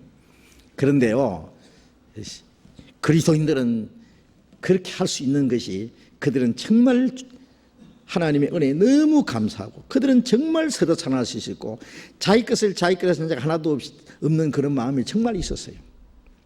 그리고 또 하나, 그렇다고 해서 집이고 팔고 다 바치고 다 팔면 어떻게 팔 수 있는 마음이 또 하나 생긴 것은, 예루살렘이 군대들에게 에워싸는 것을 보던 그 멸망에 가까운 줄 알라. 그리고 이제 예루살렘 군대들에게 에워싸는 보고는 빨리빨리 도망가라 그랬거든요. 밭이 있는 사람은 겉옷을 가지러 집에 가지 말고 그대로 도망가라. 지붕이 있는 자들은 집안에 내려가지 말고 그대로 도망가라. 예루살렘이 에워쌌다가 잠깐 물러갔다가 다시 와서 예루살렘 다 불질러 버렸거든요. 유대인들 110만 명을 무자비하게 죽였거든요. 서기 70년에. 그런데 그리스도인들은 주님 말씀을 항상 생각하고 있는 거예요. 아차하면 도망갈 준비하고 있는 거예요. 이제 아차하면 도망갈 준비도 하고 있기 때문에 예루살렘 안에는 집이고 밭이고 자기 소유를 남겨두면 안 돼요. 남겨두면 어물어물하다가 죽을 수 있어요. 그러니까 예루살렘 안에는 아무 미련도 없이 막 다 없애버려야 되는 거예요. 아차면 언제든지 막 도망가도록. 집안에 있는 사람은 집 안에 물건을 가지러 내려가지도 말라 했으니까요. 그러니까 그렇게 할 수 있었어요. 그런데 그거 다 까먹기 전에 예루살렘 망했으면 도망가면 되는데, 다 까먹은 때까지 예루살렘 안 망했어요. 그리고는 또 어떻게 됐냐? 흉년이 들었어. 그게 다 또 유대 땅에 큰 흉년이 들었어. 예루살렘 성도들이 굉장히 어렵게 됐어요. 예루살렘에서 이제 성도들이 자기 것을 다 바쳐가지고 똑같이 나눠 쓰고 그러는 동안에 같이 나눠 먹기만 한 게 아니라 그 힘으로 말미암아 복음이 이방인에 힘있게 전파됐어요. 그 힘이 말이에요. 대단한 거예요. 그로 말미암아 이방인들은요 구원을 받게 됐으니, 나중에 바울 사도가 그랬어요. 이방인 교회에게, 이방인 교회는 이 유대 교회에 신령한 것을 나눠 가졌으니까 유대 교회는 이 복음이 빨리 이방인에 전파되도록 도와주잖아요. 우리는 육신의 것으로 그들을 섬기는 것이 마땅하다 그랬어요. 그러니까 우리는 모금해가지고 예루살렘 성도들을 이제 돕자. 모금 운동했어요. 모금. 우리 지방에서 뭐 이번에도 그 폭설 때문에 이제 피해 입은 그 우리 형제들이 많이 있었어요. 그 돕기 운동 했는데 참여했어요? 그 했는지도 모르는 사람도 있을 거예요. 그 해가지고 우리가 얼마큼 도왔어요. 이제 가끔 우리 교회 형제자매 어떤 재난이 일어나면은요 돕기 운동 해야 됩니다. 당연히 예루살렘 교회를 위해서 이제 성도들이 모금 운동을 했어요. 막 바울 사도가 막 편지도 보내고 막 미리 준비 다 해가지고 우리가 갈 때 갑자기 헌금하지 말고 미리 준비해놔라. 예루살렘 성도를 돕는 것. 그래서 막 각 교회에서 막 힘써서 그 헌금을 해가지고 예루살렘에게 보냈어요. 가지고 그 많은 헌금을 걷어가지고 바울과 바나바가요 예루살렘 성도들에게 갖다 준 일이 있어요. 자, 저는 그 성경을 보면서요, 예루살렘에 큰 그 흉년이 들게 한 것도 하나님의 뜻인 것 같아요. 왜 그러냐? 그래야만 예루살렘의 유대 교회나 이방인 교회가 하나라는 걸, 사랑을 나눠주는 일이 있을 거 아니에요. 네? 자, 이 이방인 교회는 우리 예루살렘 교회 성도들, 우리 성도들 저렇게 어려운데 그들은 우리에게 신령한 것을 나눠줬다. 그들은 지금 저렇게 어렵게 사니까 우리 형제다, 도와야 된다. 또 예루살렘 교회는요, 원래는 이방인들만 이 복음이 전파되는 것도 허락지 않았어요. 이방인들은 아주 할례 없는 자들에게서요, 먼저 구원받은 그리스도인들도 이방인들에게 전도하는 것도 원치 않았어요. 예수님 말씀에 예루살렘과 온 유대와 사마리아 땅까지 전파돼야 된다고 말했는데도 아직도 사도들도 그걸 잘 못 깨닫고 있었어요. 그래, 이방인에게 전도하는 것도 이방인과 교제하는 건 나쁘다 그랬거든요. 그런데 이제 그 환상 중에요, 베드로에게 그 고넬료에 가서 전도하라고 해서요, 그게 이방인 전도의 시작이에요. 그런데 이제 이방인들이 구원받는 사람 많이 일어나니까요, 유대에 있는 그리스도인들이 막 기뻐했죠. 감사하고 하나님 앞에. 이제 이방인에게도 그 죄사함으로 말미암은 그 구원을 주셨다. 그런데 구원만 받은 것이 아니라 이제는 한 형제라는 것을요, 실제로 이제 피부로 느끼게 한 거예요. 왜? 어려운 가운데 도와주는 것으로. 이제 말과 혀로만 사랑하지 말고 행함 진실함을 하자. 형제의 궁핍함을 보고도 이 세상 재물 가지고 도와줄 마음을 막으면 어찌 하나님의 사랑이 그 속에 거할까 보냐. 그 말씀대로 예루살렘에 있는 궁핍한 형제들을 이제 물질적으로 돕는 거예요. 거기서 그 유대에 있는 교회와 이방인의 교회가 완전히 사랑으로 하나 되는 계기가 됐어요. 저는 그런 걸 보면서요, 요셉을 형들이 팔았는데 그로 말미암아 하나님의 역사가 나타난 것처럼 그걸 하나님의 초월 통치라고 합니다. 예루살렘이 큰 핍박이 나니까 구원이 이방인에게 전파되고, 예루살렘에 흉년이 되니까 이방인과 사랑을 나눌 수 있는 기회가 되고, 이번에는 또 거짓 선생이 나타나서 율법을 지켜야만 구원받는다는 이 사건 때문에 이제는 구체적으로 이제 말씀으로 하나가 되는 계기가 됐어요. 이스라엘 교회와 이 이방인 교회가, 예루살렘에 있는 유대 교회와 이방인 교회가 이제는 믿음으로 하나 되는 중요한 계기가 됐어요. 그래서 예루살렘에 있는 그 사도들과 장로들이 이방인에게 전하는 편지를 보낸 거예요. 이방인 교회를 이제는 무조건 복음만 전하는 게 아니라 이 거짓 선생들에게서 이제 거짓 교훈에서 보호해야 될 책임이 또 있는 거예요. 예루살렘 교회의 본부니까. 그래서 이제는 말씀으로 하나 되는 중요한 계기가 된 거예요. 이런 걸 보면은요, 마귀가 역사를 하고 여러 가지 고난이 있어도 그런 말미암아 하나님의 역사는 점점 더 완벽하게 이루어진다는 걸 알 수 있습니다. 그래서 여기에 사도행전 15장 여기 한번 또 읽겠습니다.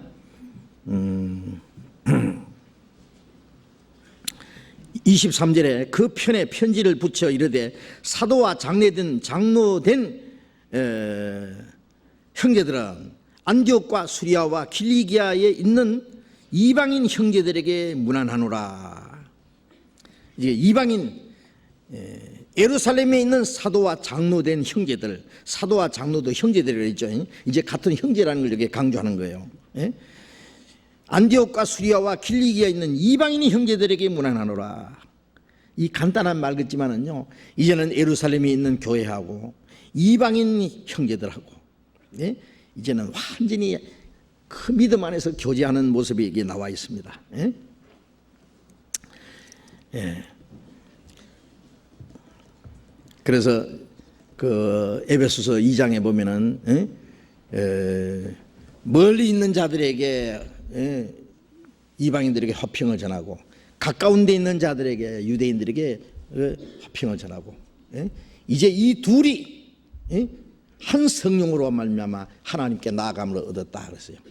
유대인과 가까운 데 있는 유대인과 멀리 있는 이방인이 예수 그리스도로 말미암아 한 하나님께 나아가는 거예요. 24절 들은즉 우리 가운데서 어떤 사람들이 우리의 시킨 것도 없이 나가서 말로 너희를 괴롭게 하고 너희 마음을 혹하게 한다 하기로. 들은즉 우리의 시킨 것도 없이 어떤 사람들이, 이 사람들이 예루살렘에서 내려왔다고 마치 유대교회에서 뭐 보낸 것처럼 와서 말하기 때문에 그들은 우리가 보낸 사람이 아니다. 우리 가운데서 어떤 사람들이, 우리 가운데라는 건 예루살렘에 내려갔기 때문에 어떤 사람이 우리의 시킨 것도 없이 나가서 말로 너희를 괴롭게 하고 마음을 혹하게 한다. 자, 그래서 율법을 지켜야 구원받는다. 할례도 받아야 된다. 그게 이제 마음을 혹하게 한 거죠. 자, 이 문제에 대해서 우리 시킨 것도 없다 이 말은요. 이 당시에 예루살렘 교회, 예루살렘에서 120명 사도들까지 12사도까지 합해가지고 120명이죠. 가룟 유다 대신에 마띠아를 하나님이 세워주셨잖아요.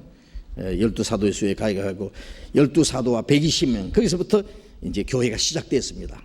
오순절에 120명이 성령을 받아가지고 거기서 시작됐으니까 그 당시에는 예루살렘 교회가 이제 교회의 어떤 모체입니다. 모체라고 할 수 있어요. 그 시작이에요. 거기가 본부예요. 여기는 사도들이 베드로를 중심한 사도들이 중심이 되어 있어요. 이방인 교회 대표는 바울 사도입니다. 그런데 그 당시는 교회는 군인은 어디까지나 예루살렘이 중심이 있어요. 예루살렘. 바울 사도는 이방인의 사도 대표이기 때문에 어떤 사람들은 바울은 12제자 중에 한 사람이 아니기 때문에 사도 자격이 없다고 하는 사람도 있었어요. 사도 군인을 무시하는 사람이 있었어요. 그러나 그건 물론 아니죠. 그러나 교회의 그 질서는 어디까지나 예루살렘을 중심해서, 예루살렘 교회를 중심해서 이루어져야 돼요. 그 당시에 주님이 세우신 사도는 주님이 세웠습니다. 요한복음 20장 21절에 예수님이 아버지께서 나를 보내신 것 같이 나도 너희를 보내노라 그러셨거든요. 내가 스스로 온 것이 아니라 아버지께서 나를 보내셨다. 아버지께서 나를 보내신 것 같이 나도 너희를 보내노라. 그럼 사도들은 주님이 보내신 분들입니다. 그 당시에 사도들이 인정하지 않은 사람은 주님이 보낸 게 아니에요. 그래서 사도들이 인정하지 않는 것은 주님이 인정하지 않는 것이기 때문에 우리의 시킨 것도 없이라는 말을 할 수가 있었습니다. 그 사도들의, 그 당시는 사도들이요 봐서 이건 잘못됐다 그러면 잘못된 거예요. 그 당시 사도의 군의가 얼마나 굉장한지 아세요? 사도들이 편지를 써서 보내면 그 성경이에요. 그게 하나님이 사도를 직접 쓰시기 때문에 사도들이 잘못됐다 그러면 잘못된 것이고 옳다 그러면 옳은 거예요. 하나님이 사도들에게 성령을 충만히 하셨고 그들에게 하나님이 말씀을 주셨어요. 사도들로 말미암아 신약 성경이 완성돼야 되고 이제 전해질 복음이 완전히 따듬어져야 돼요. 사도들 중심에서 교회가 이루어져요. 사도들에게 인정을 받지 않는 것은 거짓 사도예요. 거짓이다. 그러니까 우리가 시킨 것이 없이 나가서 말로 너희 마음을 괴롭게 하고 마음을 혹하게 한다. 자, 이건 아주 중요한 말입니다. 그러면 지금은 누구냐 그 말이에요. 지금은 그 오순절에 시작된 교회가요, 사도들 통해서 전해진 그 복음이 오늘 우리까지 쭉 내려오고 있어요. 빌립보서 1장 5절에 첫날부터 이제까지 너희가 복음에서 교제함이랍니다. 너희 속에 착한 일을 시작하시니까 그리스도 예수의 날까지 이루실 줄 확신하노니. 그러면 착한 일이 언제 시작됐느냐? 예수님이 죽으시고 부활하시고 성천하신 후에 오순절에 성령이 오시고 성령으로 말미암아 예루살렘의 120명을 통해서 이 교회 역사가 시작됐습니다. 그래서 교회는 예수님의 몸이니까 예수님 몸속에 하나님이 계셨잖아요. 예수님 말씀하시면 하나님 말씀이요. 예수님이 죽은 자를 살리고 손을 내밀면 문둥이가 깨끗해졌어요. 예수님을 통해서 하나님의 능력이 나타났어요. 그 예수님 속에 있던 능력이 어디 계시느냐? 주님의 몸된 교회 안에 있어요. 이제는 예수님께서 말씀하시기를 나의 하는 일을 저도 할 것이 이보다 더 큰 일도 하리니 내가 아버지께 갑니다. 아버지께 가면 성령이 오시면 그 성령으로 말미암아 내가 하는 일보다 더 큰 일을 한다 그 말이에요. 그건 뭐예요? 예수님은 죽은 사람 살렸지만은 이제 성령은 구원받은 성도를 통해서 죽었던 영혼을 살립니다. 예수님은 5,000명 4,000명의 떡을 나누시기 먹였지만은 베드로가 한 번 설교하니까 3,000명이 구원받았어요. 5,000명이 구원받았어요. 문디 같은 죄인들이 깨끗해져요. 그게 사람의 영혼을 구원하는 그 역사는 예수님이 병자를 고친 역사보다 훨씬 더 큰 역사라는 걸 말하는 거예요. 그게 그 역사가 어디 있습니까? 그 예수님 안에 있던 능력이 어디 있어요? 교회 안에 있어요. 너희 속에 착한 일을 시작하시니까 언제까지? 그리스도 예수의 날까지, 예수님 재림하시는 날까지, 재림의 날까지 어디 착한 일이에요? 교회 안에서 계속 착한 일이 시작돼요. 그래서 사도행전 10장 38절에 보면은 하나님이 나사렛 예수에게 성령과 능력을 기름 붓듯 하시매 제가 두루 다니며 착한 일을 행하시고 마귀에게 눌린 모든 자를 고치셨으니 이는 하나님이 함께 하셨습니다. 하나님이 나사렛 예수에게 성령과 능력을 기름 붓듯 하시매 예수님이 이스라엘 땅에 두루 다니시면서 착한 일을 하셨어요. 착한 일을 뭐예요? 마귀에게 눌린 자를 고치셨어요. 죽은 자를 살리고 문둥이 깨고 속에 눈을 뜨게 하고 귀신 자 쫓아내고 마귀에게 눌린 자를 고쳤습니다. 이는 하나님이 함께 했습니다. 이것은 하나님이 나사렛 예수에게 성령과 능력을 부으셔서 이스라엘 땅을 두루다니며 착한 일을 행하게 하신 것은 오순절에 성령을 우리에게 주셨잖아요. 우리에게 기름을 부으신 이는 하나님이시니 이제는 예수님 몸 안에 있던 그 기름 부음이 어디 있느냐? 이제 주님의 몸된 교회 안에 있어요.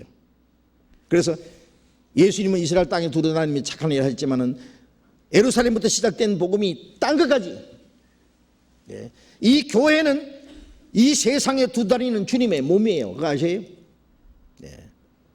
예수님은 보이지 않는 주님은 우리의 머리요. 교회는 주님의 몸이요. 그 속에 성령이 계셔요. 성령이 너희에게 마시면 너희가 권능을 받고 예수님 안에 있는 권능을 받고 딴 것까지 너희 증인이 되리라. 예루살렘에서 딴 것까지 그 주님이 우리 안에 계셔요. 그 주님의 몸된 교회를 통해서 복음이 전해지고 마귀에게 누린 자를 고치시고 구원받는 역사가 나타나는 거예요. 또 구원받은 사람들로 말미암아 주님의 몸된 교회가 든든히 세워지는 거예요. 이스라엘 땅에 두루다니면서 착한 일을 행하시던 주님이 어디 계시느냐? 우리 가운데 계셔요. 지금은 주님이 보내신 자들이 누구냐? 그 문제가 아주 중요합니다. 참으로 예수 그리스도로 말미암아 하나님의 은혜로 구원받아서 성령으로 연합된 무리, 그리고 주님이 그 가운데 계신다는 증거는 복음이 힘있게 전해지고 구원받는 역사가 계속 일어나는 것이 주님이 그 가운데 계신다는 증거예요. 그래서 여기 에베소서 3장 보십시다. 에베소서 3장 20절.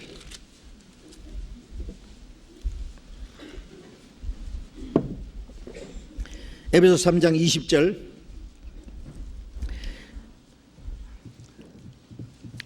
20절 22절 같이 읽어봅시다. 우리 가운데서 역사하시는 능력대로 우리의 온갖 구하는 것이나 생각하는 것에 더 넘치도록 능히 하실 이에게 교회 안에서와 그리스도 예수 안에서 영광이 대대로 영원무하기를 원하노라. 아멘. 우리 가운데서 역사하시는 능력. 우리 가운데 누가 역사하세요? 예? 예? 예, 성령이, 주님이. 예. 너희 가운데 행하시는 이는 하나님이시니, 하나님이, 성령이, 주님이 같아요. 예? 우리 가운데 역사하시는 주님의 능력입니다. 우리 가운데 주님의 능력이, 우리가 구원받는 역사가 나타날 때 누가 목사가 전도를 잘해서 되는 줄 알아요? 물론 복음 잘 전해야 되죠. 그러나 아무리 성경을 잘 전해도 성령이 역사해 주지 않으면 구원받는 역사 안 일어나요. 그거 아셔야 돼요. 구원받는 건요, 교리고 이론이 지식이 아니에요. 예? 마귀에게 눌린 자가 하나님께 돌아오는 거예요. 예. 다시 양을 칠 때요, 일이나 곰이나 사자가 와서 양 새끼를 물어가면 따라가서요, 그 맹수의 이빨에서요, 그 양 새끼를 빼냈다 그랬어요. 예. 그 자기를 해치려고 하면 그 사자와 싸웠다 그랬습니다. 예. 쳐서 이겼어요. 삼손만 사자하고 싸운 줄 알아요. 따이또, 예? 양치기 따이또 사자나 이리가 와서 양 새끼를 물어가면 기어코 따라가서 뺏어왔다고, 이겼다고, 쳐서 이겼어요. 그러니까 골리앗 대장을 때려 죽일 수 있었죠. 예? 그 다윗이 누구냐? 선한 목자 되신 예수님 모습이잖아요. 예?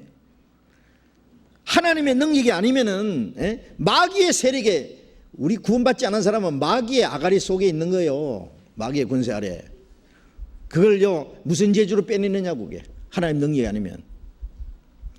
우리가 구원받은 거예요, 자기 머리가 좋아서 구원받았다는 사람이 있어요?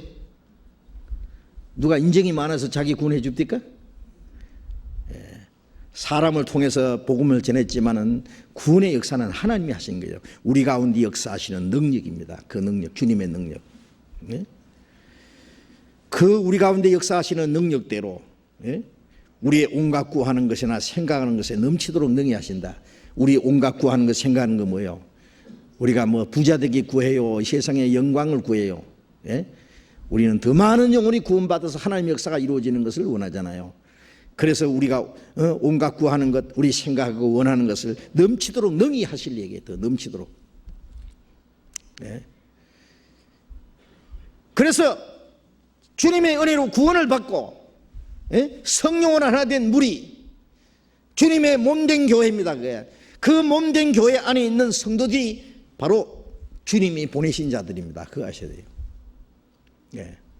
그래서 로마서 10장 15절에 보내심을 받지 않았으면 어찌 전파리요? 듣지도 못하니 어찌 믿으리요? 예? 보내심 받지, 전파하는 자가 없으면 어찌 들으리요? 보내심 받지 않았으면 어찌 전파리요? 아름답도다 좋은 소식을 전하는 자들의 발이요, 예? 함과 같으니라. 복음을 전하는 사람들, 아무나 복음 전한다고 주님이 보내신 게 아니에요. 예?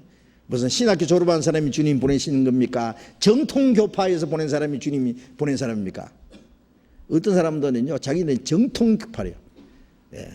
그렇죠. 장로교나 감리교나 성결교나 침례교나 뭐 이런 교파들은요, 교리적으로 정통교예요.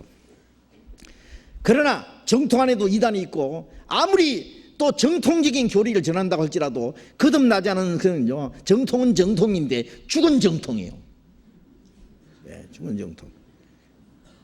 뭐 정통이라고 구원받는 역사 일어납니까? 그래 어떤 사람들은 자기들이 정통적인 교파에서 보낸 사람이 아니면은 하나님 보낸 사람이 아니라, 예? 아무리 복음에서 구원받는 사람이 일어나도 자기 교파, 정통 교파에서 안 보냈으면은, 예? 인정 안 해줘요. 예. 그러면 바울 사도는 어느 정통파요? 베드로는 어느 파요? 지금 바울이나 베드로는 사도나 세례요한이 나타나면은 현재 이 정통파들 보고 뭐라고 하겠어요? 이 밥통들락 할 거예요. 예. 죽은 정통은요, 예? 아무 소용없는 거예요. 죽은 정통이 더 문제예요. 예? 교리적으로 정통이라고 하니까 그걸 교만이거든요. 스스로. 그러니까 바울 사도로 했잖아요. 응? 이 교만한 자들이 말을 알아볼 것이 아니라 능력을 알아볼 것이라고. 교리나 지식이나 말이 사람을 구원하는 게 아니에요. 예? 그 속에 하나님의 능력이 역사하지 않으면 소용이 없는 거예요. 예. 그래서 정말 지금 주님이 보내신, 예, 주님이 보내심을 받은 사람들이 누구냐? 사도시대에 주님이 사도들, 그리고 그 당시에 예루살렘 교회부터 시작해서 안디옥 교회까지 주님이 함께 사도들이 인정하는 교회가 주님이 세운 교회고 그들이 주님이 보내신 자들이에요. 지금도 그렇습니다. 지금 참으로 거듭난 성도들, 그리고 성령을 하나 된 무리들, 주님의 복음이 정확하게 전해지는 그 교회가 주님이 세우신 교회고 그 무리가 주님이 보내신 사람들입니다. 교회당 빼쭉 웅장하게 지어놓고, 그리고 신학 박사, 철학 박사, 문학 박사, 막 신학 박사 이래가지고 온갖 유명한 사람들이 모여가지고 유창한 말로 사람을 웃기고 울리고 한다고 해서 그게 올바로 복음 전해지는 게 아니에요. 정말 구원받는 역사가 일어나느냐고 그게.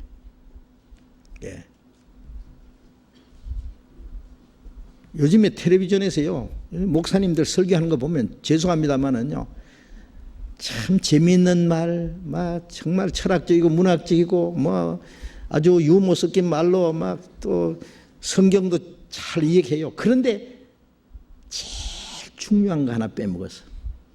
뭘 빼먹어요? 어떻게 하면 거듭나는 건지. 거듭나야 된다. 어떻게 하면 거듭나는 건지 그걸 정확하게 안 가르쳐줘. 안 가르쳐. 제일 중요한 건 숨겨놓은 거예요. 예수님 그러셨잖아요. 너희가 천국 열쇠는 어디다가 감춰놓고 너희도 못 들어가고 남도 못 들어가게 한다. 천국 열쇠를 열어줘야 들어가지.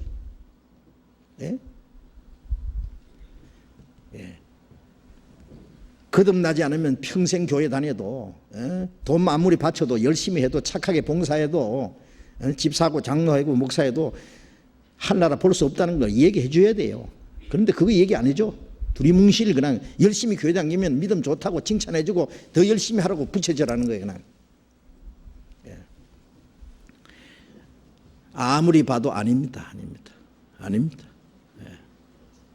저는 요즘에 그걸 더 절실히 느껴요. 이건 아니다. 사탄도 자기를 광명의 천사로 가정하고 사탄의 일꾼도 자기 의의 일꾼으로 가정해요. 의의 일꾼을 가정한다는 말은 의롭게 살아라, 선하게 살아라, 열심히 살아라, 봉사해라, 하나님 위해서 열심히 하라, 기도 많이 해라. 다 가르쳐줘요. 다 가르쳐요.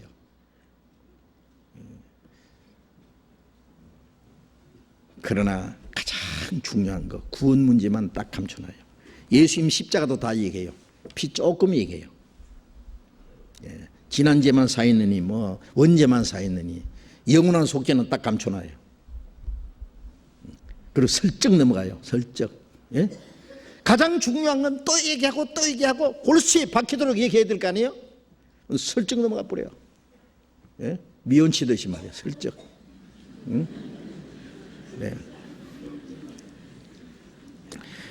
그건 안 된다 그 말이에요. 안 된다고. 어물쩍 죽을 환자에게 어물쩍 진통제만 주고 뭐 해서 될 일이요 그래? 철저히 수술해서 근본적으로 치료해야 나지. 자, 그래서 여기에 우리가 보낸 자들이 아니라고 하는 거, 우리의 시킨 것도 없이 말로 너희를 혹한되게 한다. 자, 이런 사람들이 하나님이 보내시지 않은 사람들이 얼마나 많은지 몰라요 지금. 아합 시대에 이스라엘 아합 왕 시대에는요 하나님 선지자는 미가야 한 사람, 거짓 선지자는 500명. 엘리야 시대 때 그러죠. 바알 선지자 400명, 아세라 선지자 450명. 하나님의 선지자 한 사람. 지금은 뭐 몇 대 1인지 모르겠어. 예레미야 23장을 봅시다.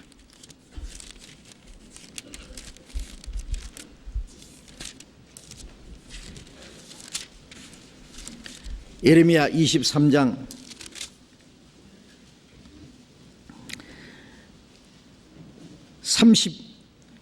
31절 32절 같이 읽어봅시다. 나 여호와가 말하노라. 보라, 그들이 혀를 놀려 그가 말씀하셨다 하는 선지자들 내가 치리라.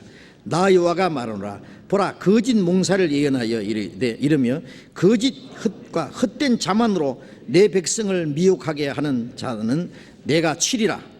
내가 그들을 보내지 아니하였으며 명하지 아니하였나니 그들이 이 백성에게 아무 유익이 없느니라. 여호와의 말이니라. 이 에레미야 23장은 그 선지자에 대해서 나와 있습니다. 하나님이 보내시지도 않았는데, 21절에도 있잖아요. 그 위에 이 선지자들은 내가 보내지 않았어도 다름질하며 내가 그들에게 이르지 않았는데 예언하였다. 하나님이 보내시지도 않았는데 하나님이 말씀하신 것처럼 예언하는 거예요. 그래서 그들이 혀를 놀려 그가 하나님이 말씀하셨다는 선지자들 내가 치라. 언제 하나님이 말씀해 주셨어요? 언제 하나님이 시켰어요? 하나님이 보내시지도 않는 자들이요, 하나님이 말씀하셨다고 하면서 그가 말씀하셨다는 선지자를 내가 치리라. 나 여호와가 말하노라. 보라, 거짓 몽사를 예언하여 이르되 거짓과 헛된 자만으로 네 백성을 미혹하며, 미혹하는 겁니다. 미혹이라는 건 뭐예요? 거짓말을 심어주는 거예요. 거짓말을 참말처럼 알아듣도록 심어주는 거예요. 미혹이라는 건요, 거짓말인 줄 알면 어떻게 미혹받아요? 거짓말을 참인 줄 알고 있어요. 믿고 있어요 그걸. 내가 그들을 보내지 아니하였으며 명하지 아니하였나니 그들이 이 백성이 아무 유익이 없느니라. 아무 유익이 없다는 말은 뭐예요 지금? 구원 못 받는 거예요. 10년, 20년, 30년 평생 다녀도 거듭났는지, 이러면 천국 가는지 안 가는지, 잘하면 갈 것 같고 잘못하면 못 갈 것 같고, 백성이 아무 유익이 없느니라. 저는 그 사도행전 15장 아까 그 말씀 배우면서 지금도 그렇다. 하나님이 보내시지 않은 자들이요, 거짓 선생들이 얼마나 많은지 몰라. 고린도후서 2장을 봅시다. 고린도후서 2장.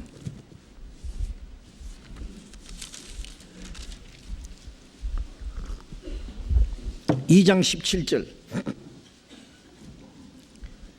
고린도후서 2장 17절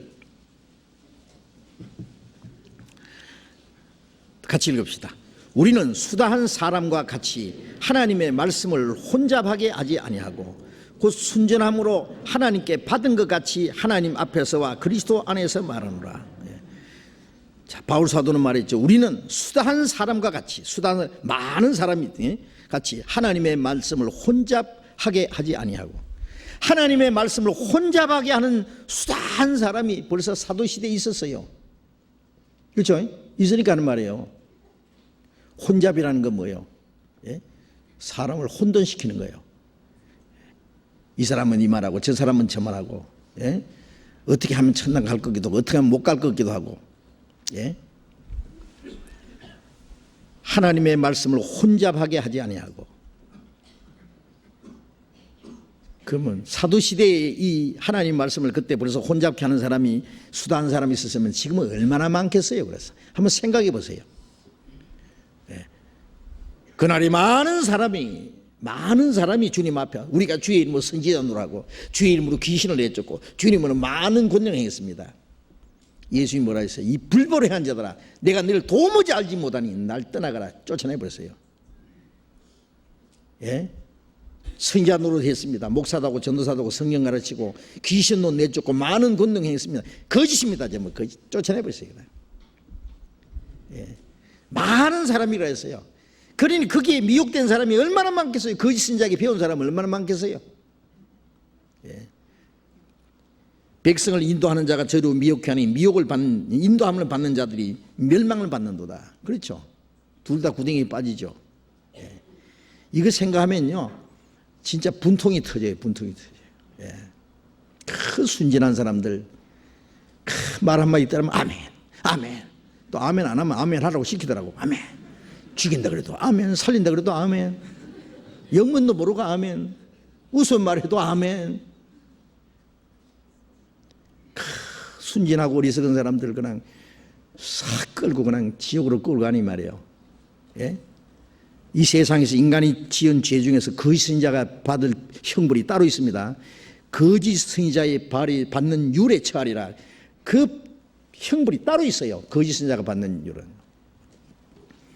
뭐 살인 강도에 비하겠습니까? 많은 사람이 영혼을 속에서 지옥으로 끌고 가는 그 죄가 얼마나 크겠어요. 그래. 그런데 우리는 순전함으로 하나님께 받은 것 같이, 하나님 앞에서와 그리스도 안에서 말하노라, 하나님께 받은 것 같이 순전함으로 그렇습니다. 하나님께서 주시는 그 말씀 그대로 전하면은 성령께서, 성령이 우리와 함께 계셔서 하나님 말씀 그대로 전하면 사람이 구원받고, 구원받은 사람이 하나님 말씀 안에서 굳건히 서고 하나님의 역사가 그대로 나타나는 거예요. 또 베드로후서 2장을 봅시다. 조금만 보고 마칩시다. 이제. 베드로후서 2장. 베드로후서 2장 1절. 베드로후서 2장 1절 같이 읽읍시다. 그러나 민간에 또한 거짓 선지자들이 일어났으나니 이와 같이 너희 중에도 거짓 선생들이 있으리라. 저희는 멸망케 할 이단을 가만히 끌어들여 자기들이 사신 주를 부인하고 임박한 멸망을 스스로 취하는 자들이라. 이 베드로 사도가 얘기했죠. 민간에 거짓 선지자들이 일어났나니. 거짓 선지자들이. 자, 여기 그러나 하는 말 앞에는요, 다른 말과 연결되어 있죠. 1장 21절 연결시켜서 한번 봅시다. 예언은 언제든지 사람의 뜻으로 낸 것이 아니요 오직 성령의 감동하심을 입은 사람들이 하나님께 받아 말한 것이라. 이 성경의 예언은요, 사람의 뜻으로 낸 것이 아니죠. 성령의 감동하심을 입은 사람들이 하나님께 받아서 말하고 하나님께 받아서 기록한 겁니다.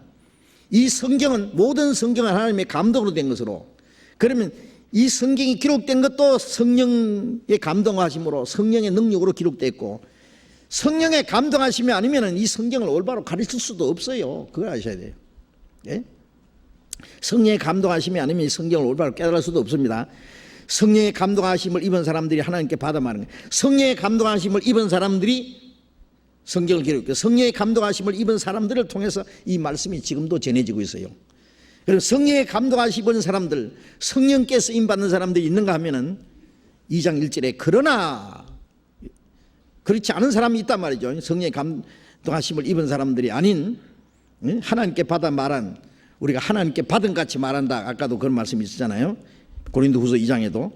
그런데 민간에 또한 거짓 선생들이 일어났나니 이와 같이 너희 중에도 거짓 선생들이 있으리라. 너희 중에도라는 말은 구원받은 사람들 속에도 비집고 들어와요. 이것이 가끔. 그래서 멸망케 할 이단을 가만히 끌어들여요. 멸망케 할 이단적인 교리입니다. 그거 따라가면 멸망하는데 그걸 가만히 끌어들여, 아주 교묘하게 가만히 끌어들여 자기들을 사신 주를 부인하고, 주님은 주님의 피로서 사주셨는데 그 주님을 부인하는 거예요. 자기를 거룩하게 한 언약의 피를 부정한 것이긴다는 말이나 자기를 사신 주를 부인한다는 말이나 같은 말입니다. 임박한 멸망을 스스로 취하는 자들이라. 이런 거짓 선생들, 마귀는, 이 두목이 누구냐? 마귀입니다. 그래서 믿지 않는 사람들에게는 못 믿게 역사하고 믿는 사람들에게는 거짓을 심어줘서 멸망을 시키는 거예요. 멸망시키도록 합니다. 구원받지 못한 사람 속에 들어와서 엉뚱한 걸 가르쳐요. 구원받은 사람 속에 비집고 들어와서는 신앙생활 망쳐놓으려고 그러고, 이 마귀는 끊임없이요, 마귀의 이 역군들은요, 잠도 안 자고 밤낮으로 역사한다는 거 아세요? 그렇기 때문에 정신 안 차리면 어느 귀신한테 물려갈지 몰라요. 그러니까 시험에 들지 않게 깨어있어 기도하라. 마귀는 밤낮 쉬지 않는데 그리스도인들이 정신 안 차리면 되겠어요? 성경 한 곳만 더 봐요. 이제 요한일서 4장. 요한일서 4장 1절 같이 읽읍시다. 사랑하는 자들아, 영을 다 믿지 말고 오직 영들이 하나님께 속하였나 시험하라. 많은 거짓신자가 세상에 나왔습니다. 이 사도시대에 벌써요, 많은 거짓신자가 세상에 나왔다. 그러니까 영을 다 믿지 말란 말은 소위 성령 받았다는 사람들, 능력 받았다는 사람들 믿지 말고 하나님께 속했나 시험하라. 어떻게 시험해요? 말씀을 비춰봐야죠. 우리 자기 믿음도 시험하란 말이 있잖아요. 어떻게 시험해요? 말씀 비춰서 시험해야 돼. 자기 믿음을. 말씀에 맞은가? 말씀대로 거듭났는가? 말씀대로 믿는가? 예? 거짓인 자도 말씀에 비춰보면 알아요. 그 말씀 모르면 모르죠. 거짓을 가르치는지 올바로 가르치는지. 많은 거짓인 자가 세상에 나왔다. 마태복음 24장 24절에요. 마지막 때는 많은 거짓 선지자들과 많은 거짓 그리스도들이 나타나서 큰 표적과 기적을 행해서 할 수만 있으면 택하신 자까지 미혹게 한다 그랬잖아요. 많이 나왔습니다. 많이. 지금 얼마나 많은지 몰라. 너무너무 많아. 그리고 거짓 선지자가 아주 하나님 그리스도의 사도처럼, 예, 의의 일꾼처럼, 예, 비슷하게 나타나기 때문에 참 어려워요. 어려워. 예. 요새 가짜 돈 있잖아요. 예? 뭐 저쪽 동네에서 만든다 합디다마는요. 저쪽 동네 만들고 저쪽 동네에서 만들고 다른 동네에서도 만들겠지 몰라. 예? 그런데요, 아주 정교하게 만들기 때문에, 예, 이거 전문가도 이게 찾아내기 어렵대요. 예. 마귀가 얼마나 교활한지, 얼마나 꾀가 많은지, 지혜로운지 아세요? 예. 우리가 마귀보다도 지혜롭지 않으면은, 더 지혜롭지 않으면은 속습니다. 알겠어요? 예. 광명의 천사로 가정하는데 원래 그게 마귀 두목이요. 루시퍼가 광명의 천사잖아요. 아침의 아들 계명성. 그래서, 예, 우리 그리스도인들은 지금 정신을 바짝 차리고요, 자기 믿음을 확실히 하게 하고 정말 하나님이 어디서 역사하시는지 우리가 눈을 크게 뜨고 봐야 돼요. 예. 그 사도들이 말한 것처럼 우리도 시킬 것도 없이, 하나님이 시킨 일도 없이, 하나님이 보내지도 않았는데, 예? 자칭 사도라는 사람들, 자칭 하나님 일꾼이라는 사람들이 나타나서 사람들의 믿음을 요란케 합니다. 요란케. 예. 너희를 혹하게 한다. 혹하게. 혹하게는 뭐예요? 아주 꼴딱 넘어가게 합니다. 그게 더 옳아 보이는 거예요. 옳아 보이는 그게. 그런데 아닙니다. 그게. 예. 자, 시간이 다 돼서 오늘 여기까지만 말씀드렸습니다. 기도하겠습니다. 자비로우신 우리 아버지 하나님, 하나님이 작정하신 마지막 시대, 이 세상 많은 사람 가운데 우리를 먼저 불러 구원해 주시고 영원한 생명과 소망을 얻게 하신 그 크신 은혜 진정 감사합니다. 우리를 구원하시고 또 주님이 함께 하시는 주님의 몸된 교회 안에 우리를 두시고 주님의 말씀으로 성령으로 우리를 항상 인도하시고 다스려 주시는 그 은혜 감사합니다. 이 세상에는 세상의 권세를 잡은 마귀가, 예, 거짓 선지자들을 많이 보내서 많은 이뤄진 영혼들을 거짓된 길로 인도하고 미혹해서 멸망케 하는 역사들이 너무나 많습니다. 선지자 시대에도 그랬고 사도 시대에도 그렇고 지금은 더욱 그러합니다. 주님, 그 모든 거짓 가운데서 우리를 구별해 주신 주님 진정 감사합니다. 주님의 진리로 우리를 항상 지켜주시고 주님 앞에 서는 그날까지 주님의 몸된 교회 안에서 주님의 인도하심과 다스림 안에서 우리의 발걸음이 주님을 따르는데 실족하지 않도록 지켜주시옵소서. 주님의 몸된 교회 안에서 주님이 우리 가운데 두루 행하시고 역사하시는 그 능력을 쫓아서 살아갈 수 있도록 인도해 주시고 아직 구원받지 못한 우리 주변에 이뤄진 많은 영혼들, 우리의 가족들, 친척들, 그래도 전도해